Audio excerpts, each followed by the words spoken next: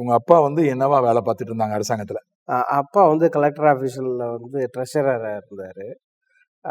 Work பண்ணிகிட்டு இருந்தார். 23 வருஷம் அங்கே ஒர்க் பண்ணிகிட்டு இருந்தார். அதுக்கப்புறம் வாலண்டரி ரிட்டைர்மெண்ட் கொடுத்துட்டு அதுக்கு முன்னாடி ஒரு 2 இயர்ஸுக்கு முன்னாடியே அங்கிளோட மீட்டிங் ஒன்று அட்டன் பண்ணோம். அகஸ்டின் ஜெயக்குமார் மீட்டிங் அட்டன் பண்ணோம். அட்டன் பண்ணோடனே அதில் வந்து எல்லாருமே அந்த டைமிங்க்கு போயிடுவோம். வேறு டைமிங்க்கு போய் அங்கங்கே உட்காந்துருந்தோம். அந்த மீட்டிங் முடியும் போது எல்லாருமே ஊழியம் செய்கிறோன்னு அர்ப்பணித்தோம். எல்லாருமே ஒரே இடத்துல உட்காரல, வேறு இடத்துல உட்காந்தோம் மீட்டிங்கில். அன்றைக்கி நைட்டு டின்னரில் உட்காந்து பேசும்போது ஆமாம் நானும் ஊழியத்துக்கு அர்ப்பணித்தேன்னு அப்பா சொன்னார், அம்மாவும் சொன்னாங்க. அப்புறம் நானும் சொன்னேன். அதுக்கு ஓகே இப்படியே கோஆர்டினேட்டர் ஆயாச்சு நல்லா இருக்குது அப்படின்னு நினைக்கும் போது திருப்பி படிக்க போகணுன்றது ரொம்ப கஷ்டமாக இருந்துச்சு. படிக்க போகணுன்றது உங்களுக்கு கஷ்டமாக தான் இருந்துச்சு? ஏன்னா திருப்பி இங்கே ஓரளவு செட்டில் ஆன மாதிரி ஆயிடுச்சு. இல்லை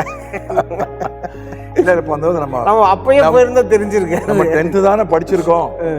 5 வருஷமாக நம்மளை வந்து படிக்க வாய்ப்பு இல்லாமல் இப்படி ஊழியத்தில் போட்டாங்கன்னு நீங்கள் நினைக்க வருத்தப்பட்டது இல்லை? இல்லை, ஏன்னா வந்த டைமில் எனக்கு அண்ணன் சொன்னது அகஸ்டின் அங்கிள்.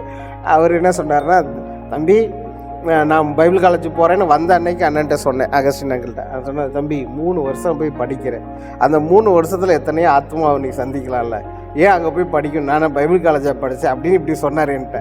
சரி அவரே படிக்காமல் அவர் ஊழியம் பண்ணுறாரு அப்படின்னு எனக்கு ஒரு மைண்ட் செட்டு. சரி ஓகே நம்மளும் இருந்துருவோம்னு நினச்சி இருக்கும்போது அவரே கூப்பிட்டு திருப்பி போன்ட்டார்.